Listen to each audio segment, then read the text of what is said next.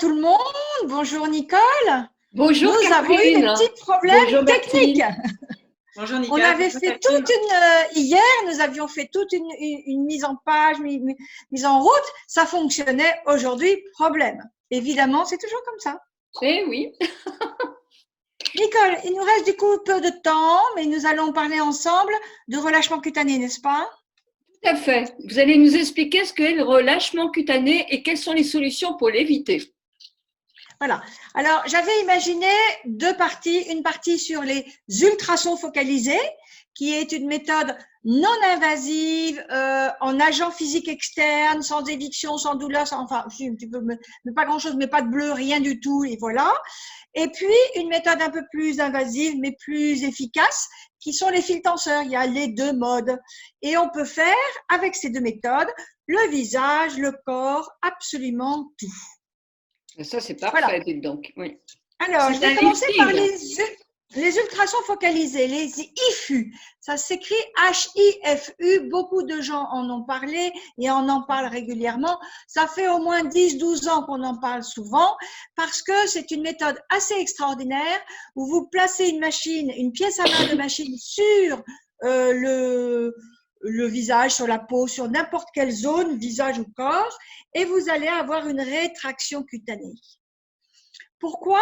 Parce que ce sont des ondes électroacoustiques qui vont pouvoir aller sur différentes profondeurs et pouvoir rétracter sur plusieurs profondeurs en même temps.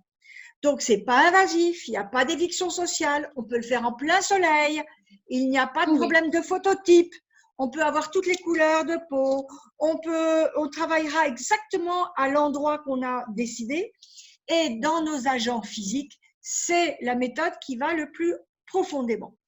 Donc, c'est là où on peut faire vraiment toutes les couches et on va choisir et on aura 5 pièces à main avec 5 profondeurs différentes. D'accord. Et comment vous sélectionnez les profondeurs alors? Alors, on va les choisir en fonction de l'indication.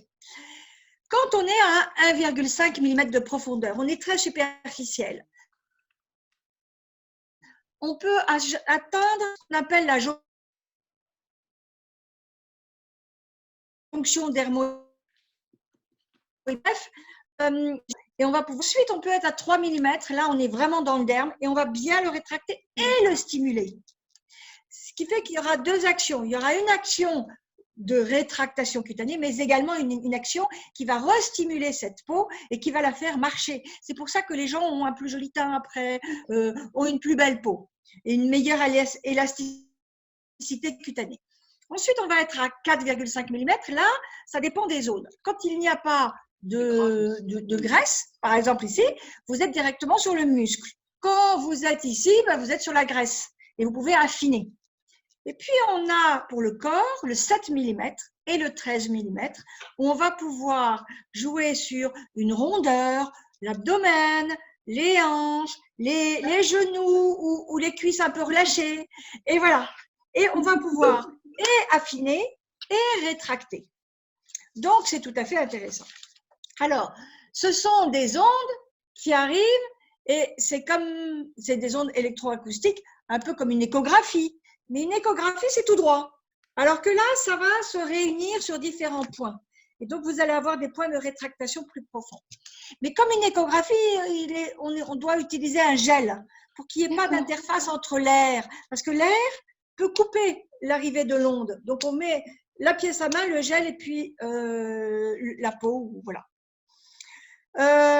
Ce sont des machines qui sont connues. Les premières machines s'appelaient Ultera. On a beaucoup parlé de Ulterati. Ultera, c'est les premières publications, il y a 10-12 ans aux États-Unis, qui étaient très intéressantes parce que la première publication, c'était pour remonter les sourcils et remonter le regard, ouvrir le regard. Et vous savez qu'actuellement, comment on ouvre le regard? On fait de la toxine botulique. La toxine botulique peut ouvrir la queue de sourcil. Mais très souvent, avec l'âge, on a cette distance-là qui augmente. La distance cheveux-sourcil qui augmente. Et du coup, le botox ne va que remonter ça, mais ne va pas jouer là-dessus. Et quand on fait une blépharoplastie, On va traiter entre le sourcil et le cil, mais pas à cette distance-là. Et il faut la rétracter pour remonter. Parce qu'avec les années, votre sourcil qui était, pour une femme, c'est pas comme un homme. Une femme, le sourcil, il est un peu au-dessus de l'arcade sourcilière. Un homme, il est carrément dessus, voire en dessous. On n'a pas la même morphologie. Non.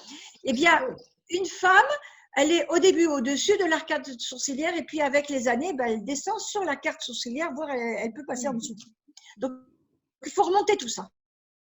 C'est une indication tombante alors. Oui, quand il y a vraiment trop de peau, il faut couper, évidemment, ou faire la blépharoplastie médicale, qui est une très très bonne chose, mais qu'on fait que l'hiver ou à l'automne. Mais c'est une bonne indication pour ouvrir tout ça. D'accord. Ensuite, on a une autre indication sur le visage, je vais descendre. Hein.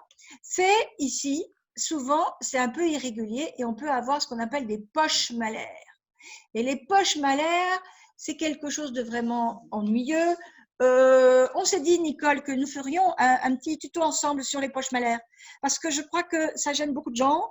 Il y a plein de poches malaires différentes et hommes et femmes, absolument. Oui. Et ça fait fatigué, on se sent toute la tristesse du monde sur son visage. Donc, il faut pouvoir le traiter. Une des façons de le traiter, c'est comme vous faites une petite rétraction cutanée, vous voyez que si vous tendez un peu, ben vous avez moins de poches malaires. Donc, ça fait partie des soins. Vous avez les joues et surtout l'ovale. Alors, on peut traiter le double menton, mais on peut traiter également les bas-joues. Et c'est une façon de pouvoir tendre un petit peu les bas-joues, toujours sans éviction sociale. Vous repartez travailler directement. Vous le faites entre deux, entre midi et deux. Et voilà. Donc, ça, c'est quand même assez agréable. Sur le corps, ça fait partie des grandes indications parce que nous avons, vous savez, ces cuisses qui se relâchent un peu et qui font un peu une irrégularité.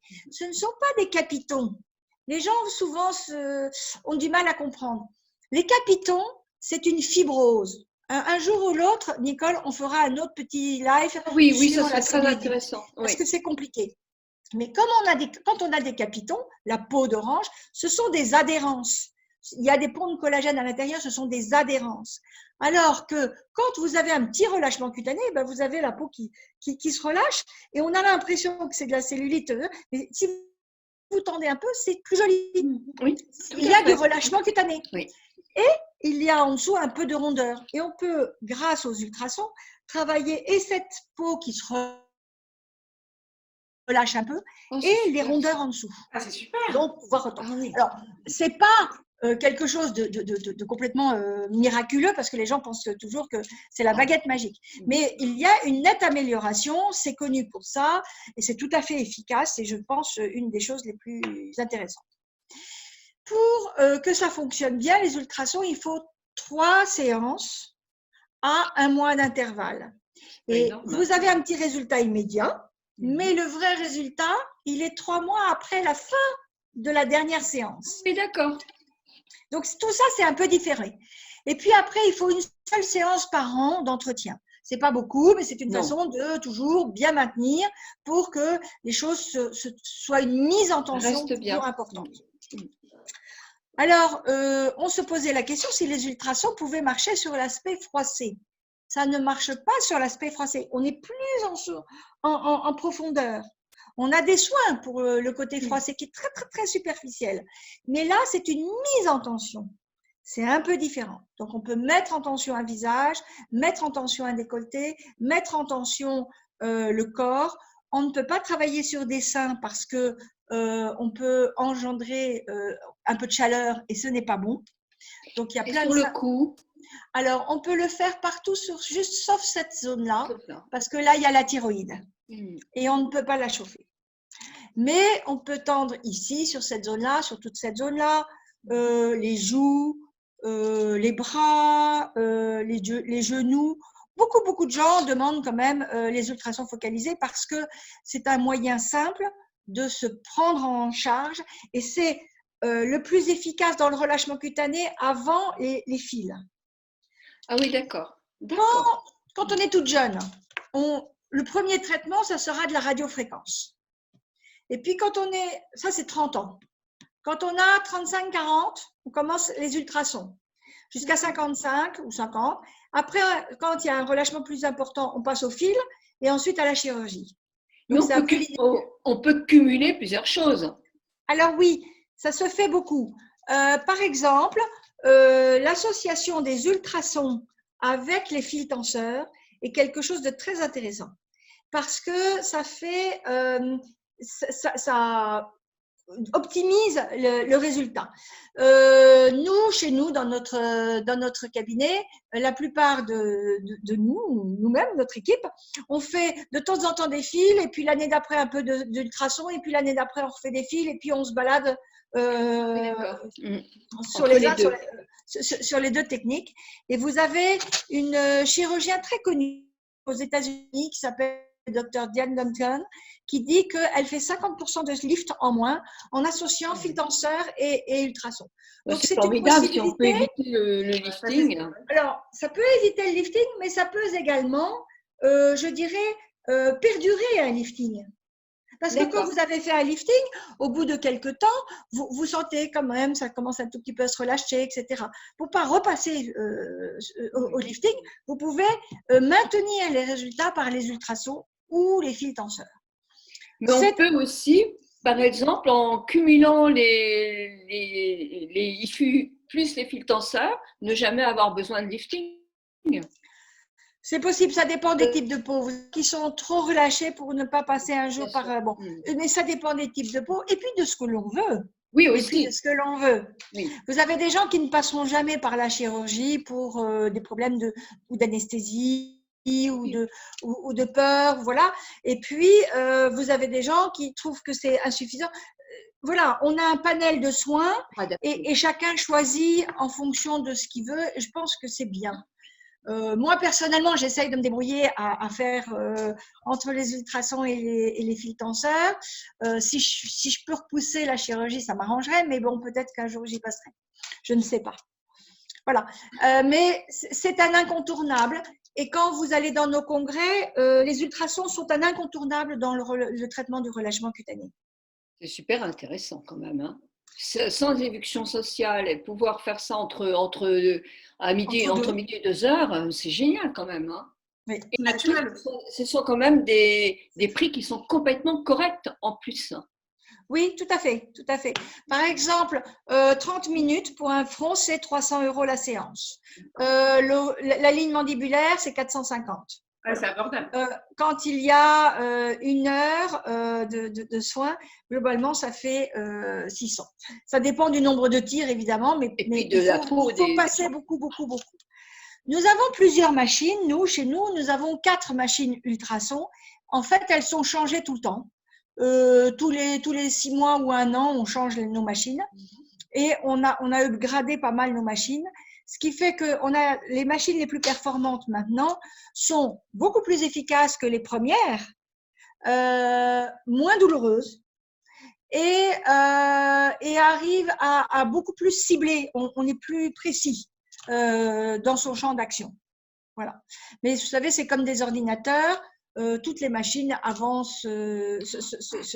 Voilà, ça se change. Le progrès arrive et bon. Et voilà.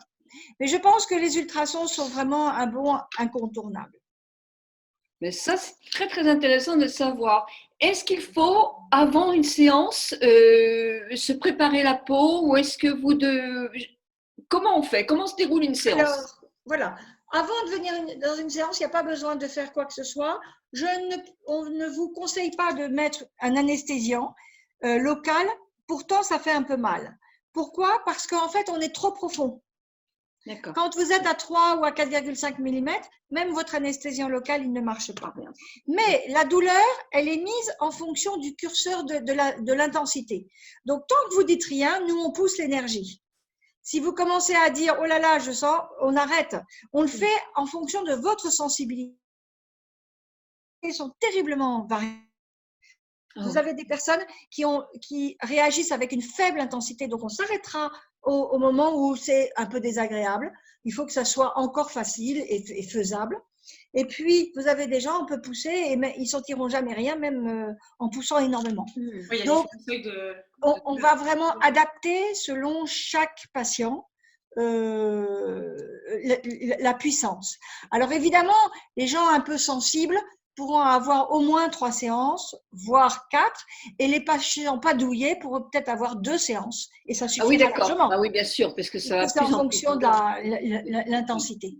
D'accord, d'accord. Et après, donc vous dites, est-ce qu'il faut on peut se remaquiller juste après? Les gens ressortent à la rigueur avec une petite roseur pendant un quart d'heure, mais ils peuvent se remaquiller chez nous sans problème. Ils ressortent, ils repartent travailler et ça ne se voit pas. Bon.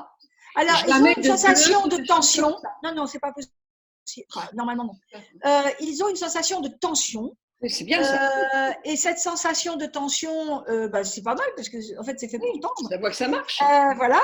Et vous avez pas mal de patients enfin, les peaux réagissent différemment. Vous savez, souvent, je dis que la peau est un organe vivant comme un muscle.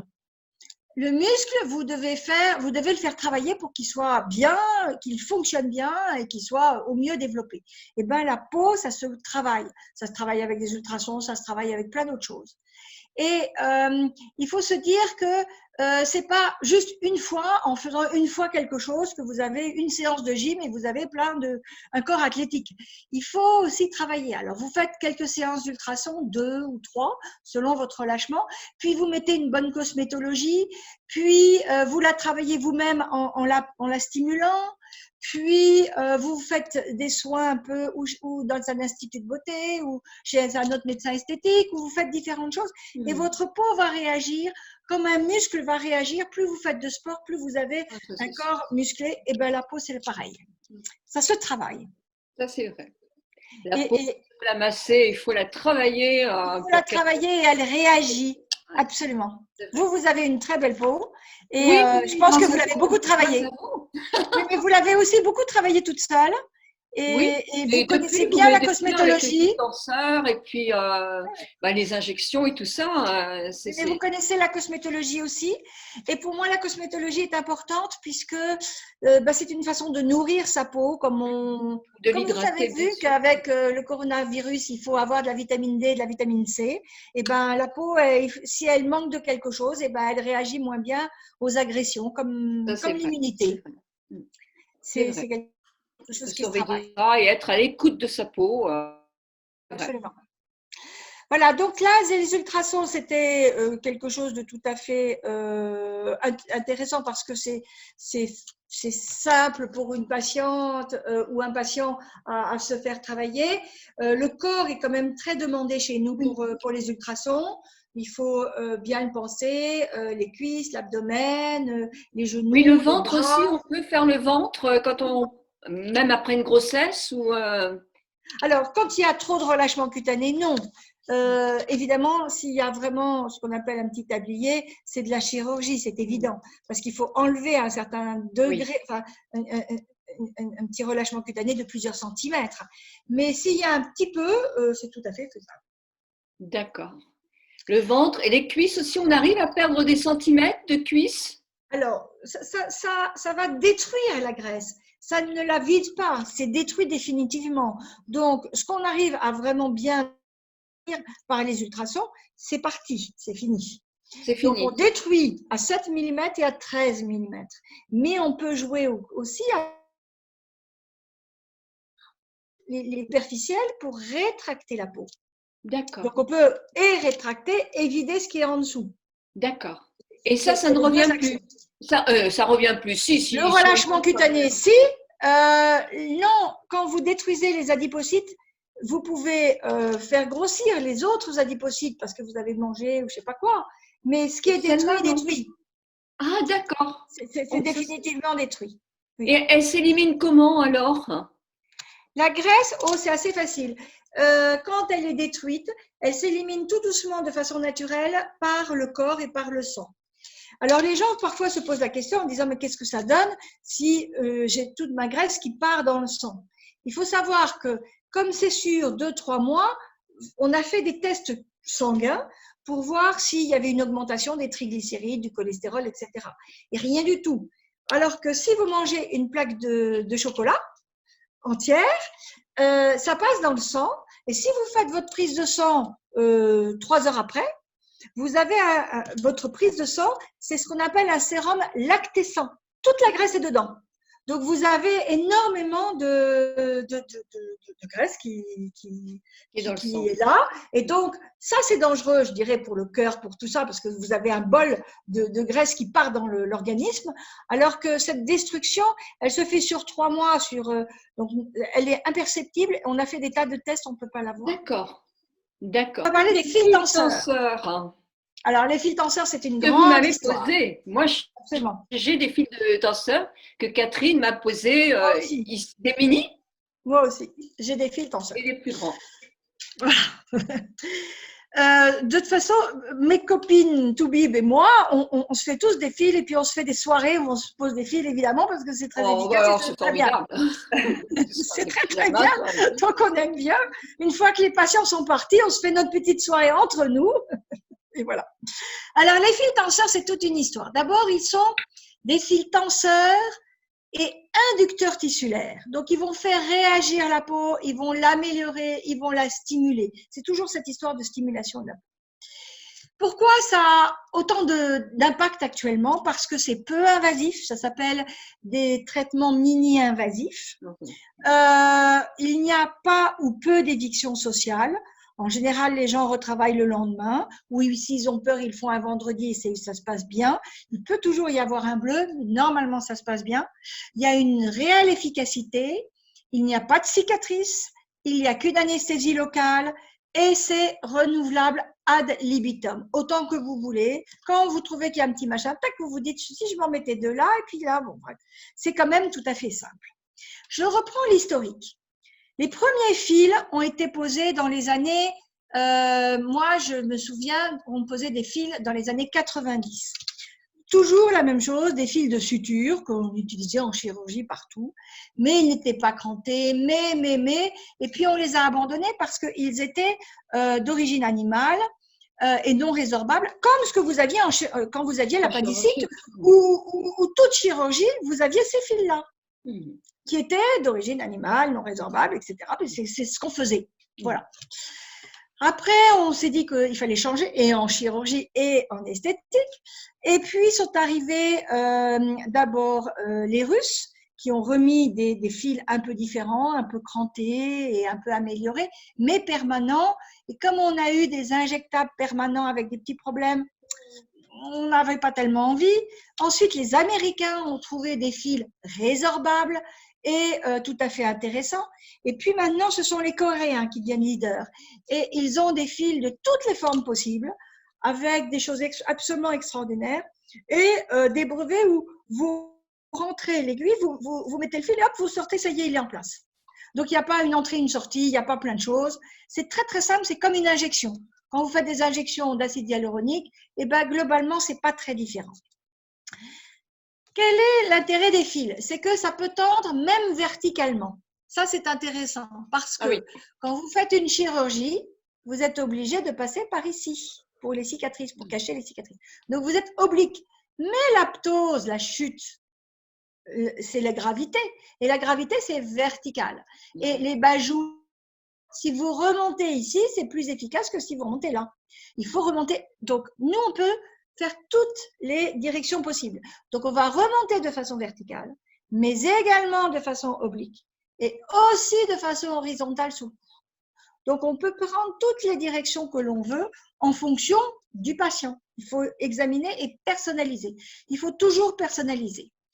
Parce que vous allez le faire différemment selon le type de peau. Si le patient ou la patiente a une peau assez épaisse, il faudra des fils avec un plus gros diamètre et une traction plus forte. Si vous avez une peau extrêmement fine, il n'est pas question qu'on sente les fils. Donc, on adapte le diamètre en fonction de la peau, de la qualité de la peau, et on va pouvoir mettre en tension de cette façon-là. On s'est aperçu qu'en combinant différents fils, on a des fils tout fins qui ne sont faits que pour la densification de la peau. Par exemple, on peut la mettre sur la paupière inférieure ou les lèvres supérieures pour densifier un peu la peau.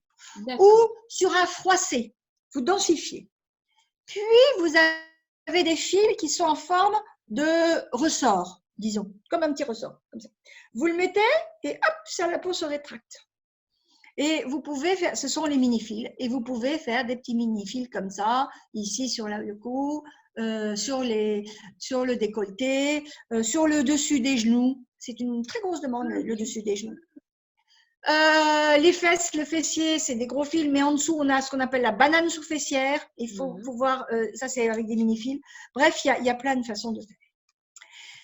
Les fils, plus vous en mettez, plus vous êtes efficace, évidemment.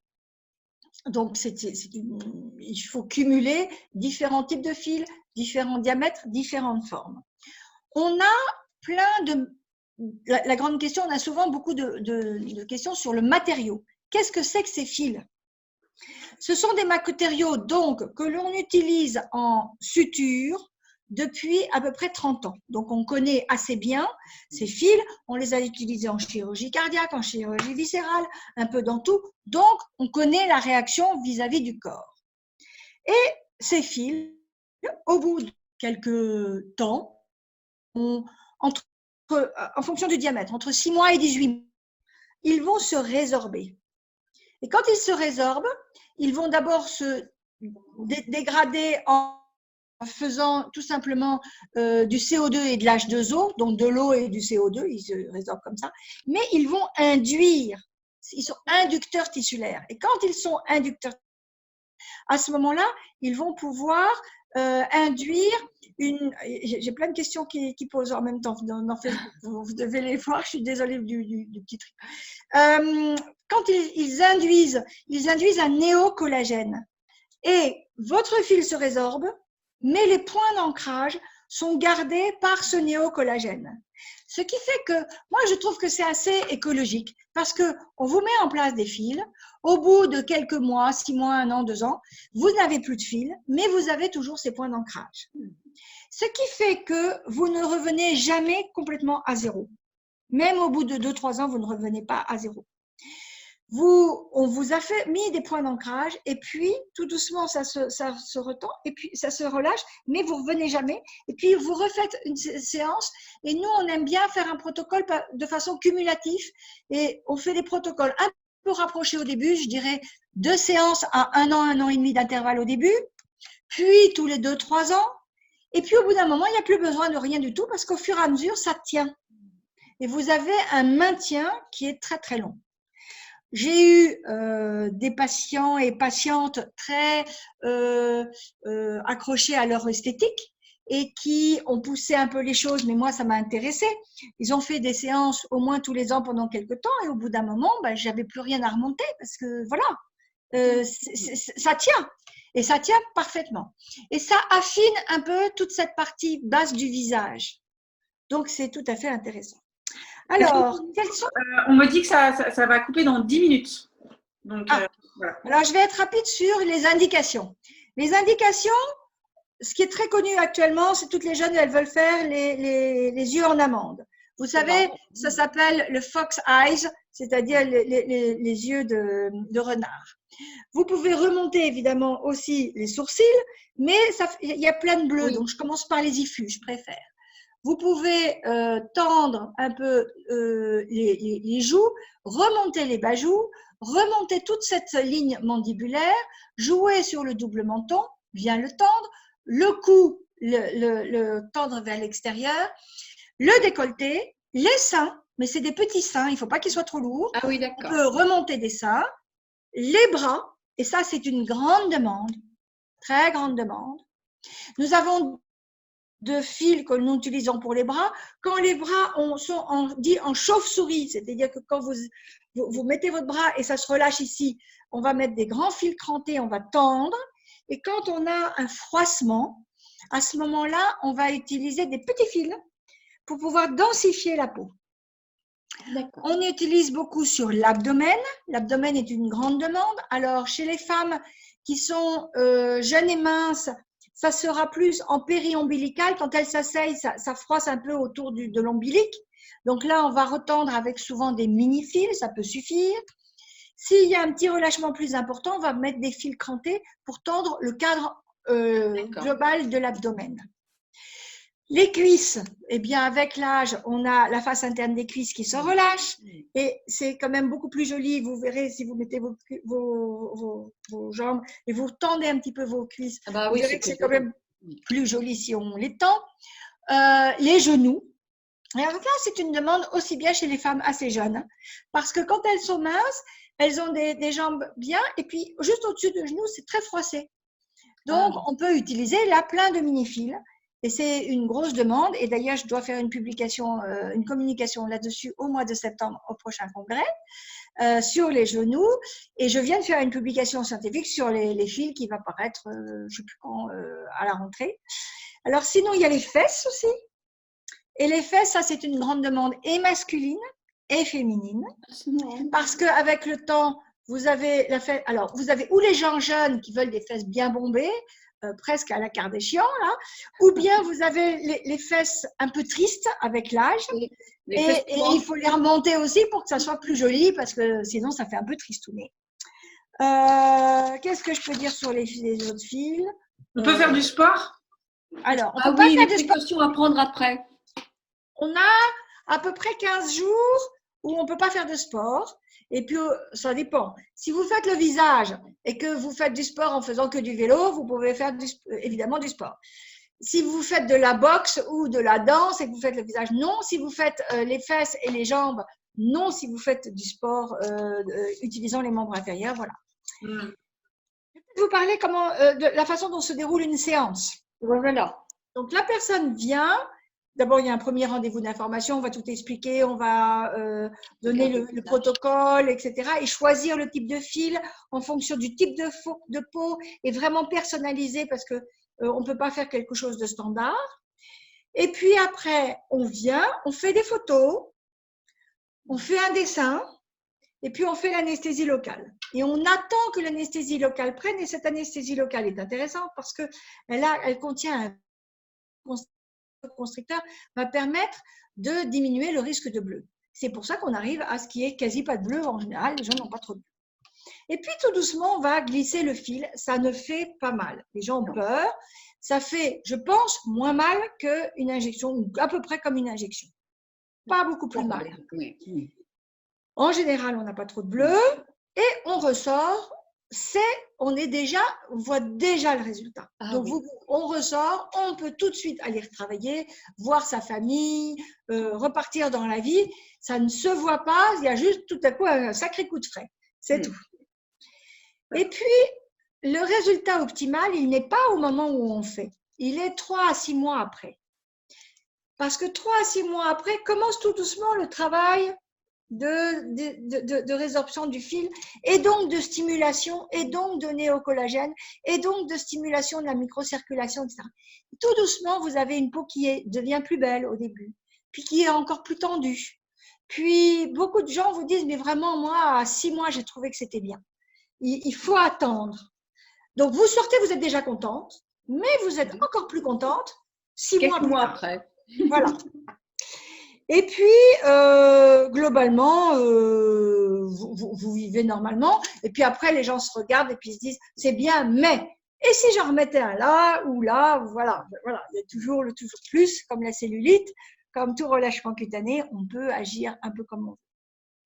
Mais c'est très intéressant pour le corps. Le visage, moi je savais que ça existait déjà puisque vous m'en avez fait, mais le corps, je ne savais pas que les fils tenseurs pouvaient effectivement éviter le relâchement des bras, des cuisses, etc. et du ventre pour même des très jeunes. Hein. Alors, rien n'est miraculeux, même une chirurgie n'est pas miraculeuse, rien n'est miraculeux, mais il faut se dire qu'on a une nette amélioration. Et moi, j'ai pas mal de patients qui viennent aller tous les ans, tous les 2 ans, tous les 3 ans, et qui viennent se poser des fils et qui, du coup, ont un corps qui se maintient très, très bien. Hein. C'est bien. Voilà, c'est une façon de se maintenir. C'est tout à fait. Et c'est important de se maintenir pour soi et puis pour les autres aussi. Hein. C'est vrai, c'est vrai. Pour nos enfants, quand ils nous voient bien vieillir, ils ont moins peur de vieillir aussi. C'est vrai. Aussi pour soi. Je pense que c'est important de se dire, c'est déjà. Voilà, oui, je peux me mettre des robes plus courtes, j'ai les genoux qui vont, j'ai les cuisses qui vont, je peux mettre des bras qui sont plus décolletés, oui, c'est bien. C'est vrai qu'on a tendance, en vieillissant, à cacher un petit peu ses bras et le reste. Oui, c'est ça. Est-ce qu'il y a des questions, Bertile? Alors, attendez, il reste plus que 2 minutes pour conclure. Je regarde sur Facebook. Alors, sur Facebook, vous n'avez pas de questions, non? Voilà, j'en vois pas. D'accord. Comme ça, mouline, voilà. Alors, sinon, vous pouvez toujours me Non, joindre. mais en revanche, autrement, ils peuvent vous écrire. Hein, rappelez votre Voilà. adresse et votre site internet, je pense. Alors, mon adresse mail, c'est centremédicalniel@gmail.com. Je reprends. centremédicalniel, N-I-E-L, @gmail.com. Et le site internet, c'est esthétique.com, esthétiquemédicale.com, esthétiquemédicale avec un E.com. Vous avez 2 sites. Hein. Il y a degoursac.com et esthétique Le médicale. site de coursac.com, oui. Et Et Nicole, son site. Vous répondez aussi toujours aux questions parce que moi, j'ai de nombreuses abonnés qui viennent chez vous, qui viennent vous voir. Et je peux dire quand même à celles que je ne connais pas que vous recevez toujours tout le monde avec une grande gentillesse. Vous êtes une passionnée de votre métier, mais vous êtes aussi très passionnante. Ça, c'est sûr. Mais vous, Nicole, les gens vous adorent et vous suivent, mais alors de façon incroyable. C'est extraordinaire. C'est parce pour que ça vous que quand j'ai un bon médecin esthétique, il faut que je le garde. C'est gentil. Parce que comme elles ont confiance en moi, eh ben, Vous êtes resplendissante, mais c'est bien. ah oui, mais vous savez qui m'aide, hein, il n'y a pas de secret. Vous, beaucoup, vous. Oh non, vous m'aidez beaucoup quand même, parce que je trouve que mon visage, il y a 5 ans, bah, à la limite, je fais plus jeune maintenant, quoi. Alors, plus jeune, plus ferme. Plus jeune, je ne sais pas si c'est plus jeune, mais plus tonique, oui, ça c'est sûr. Oui, mais vous voyez, mon entourage me dit que je n'ai jamais récupéré le visage que j'avais avant de commencer les fils. J'ai toujours maintenu quelque chose qui a vraiment upgradé. C'est incroyable. Ça change considérablement le visage. Oui, c'est vrai. Enfin, ça ne change pas, mais ça vous fait repartir au moins 10-15 ans avant. C'est très naturel. Mais quand vous regardez les photos d'avant, vous vous dites, bon, finalement, c'est pas mal. Mais oui, et puis, bon, ce qui est important de savoir pour les gens aussi, c'est qu'on reste complètement naturel, quoi. Oui. Hein, parce que l'entourage ne le voit pas. L'entourage vous dit juste, vous avez un coup de frais, oh, vous avez bonne mine. Oh, mais comme vous allez bien actuellement. Contrairement voilà, je vous dis au revoir. Ouais. Pardon? Contrairement aux a priori qu'on peut avoir, justement. C'est vrai, oui, il y a beaucoup d'a priori. La chirurgie, où il y a des gens qui sont quand même aussi… Et en plus, je dirais que ça devient vraiment aussi avec un prix beaucoup plus abordable. Alors, je ne dis pas que tout le monde peut se le permettre, hein,